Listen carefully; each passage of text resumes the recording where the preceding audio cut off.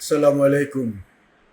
প্রিয় মাতৃভূমি বাংলাদেশের সকল ভাই এবং বোন, বিএনপি পরিবারের দেশে কিংবা প্রবাসে সকল পর্যায়ের নেতাকর্মী, শুভাকাঙ্ক্ষী, হিতাকাঙ্ক্ষী সবার উদ্দেশ্যে দুটি কথা বলা অন্তরের তাগিদ অনুভব করছি। এজন্য আপনাদের উদ্দেশ্যে আজকে বলতে চাই, বাংলাদেশ এবং দেশনেত্রী বেগম খালেদা জিয়া দীর্ঘ সংগ্রাম, ত্যাগ, নির্যাতন, নিপীড়নের মধ্য থেকে বাংলাদেশের মানচিত্রের প্রতীক হয়ে উঠেছেন। সকল রাজনৈতিক দল মত পার্থক্যের ঊর্ধ্বে আজকে তিনি বাংলাদেশের একটি আবেগের জায়গা। গোটা বাংলাদেশের মানচিত্রের সমস্ত স্থানের সঙ্গে তার যে সংযোগ, তার যে নারীর উপলব্ধি, সব কিছু মিলিয়ে আজকে গোটা বাংলাদেশ মনে হয় কাঁদছে।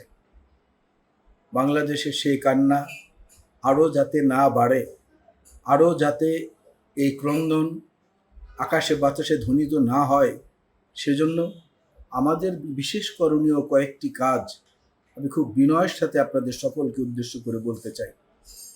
আমরা অহেতুক হাসপাতাল কর্তৃপক্ষের কাছে কিংবা হাসপাতালের এলাকায় যেন ভিড় না করি, কারণ আমাদেরকে মনে রাখতে হবে, সারা জীবন যিনি দেশের মানুষের জন্য আত্মপীড়িত মানুষের পাশে দাঁড়িয়েছেন, মানুষের অধিকার আদায়ের আন্দোলনে জীবন বাজি রেখে লড়াই করেছেন, তাকে দেখতে গিয়ে অন্য কোনো রোগীর চিকিৎসার যেন আমরা বিভ্রাট না ঘটাই, অন্য কোনো রোগী কিংবা স্বজন যেন বিব্রত না হন আমাদেরকে নিয়ে।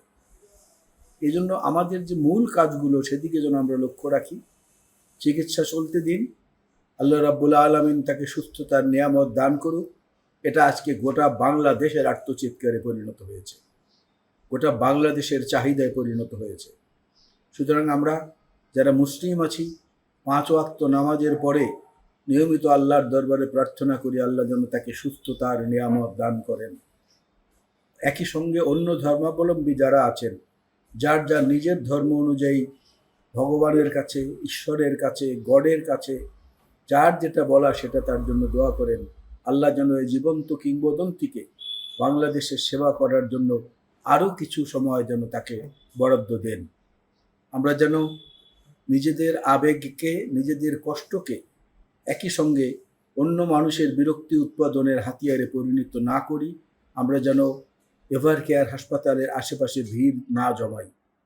আমরা প্রত্যেকে মহান আল্লাহ রাব্বুল আলামিনের দরবারে এবং যার যার ধর্ম অনুযায়ী তার সেই প্রভুর কাছে তার সুস্থতার জন্য দোয়া করি। আল্লাহ রাব্বুল আলামিন যেন তাকে দ্রুত সুস্থ করে আবার গোটা জাতির মাঝে প্রাণ চাঞ্চল্য হিসাবে তাকে ফিরিয়ে দেন।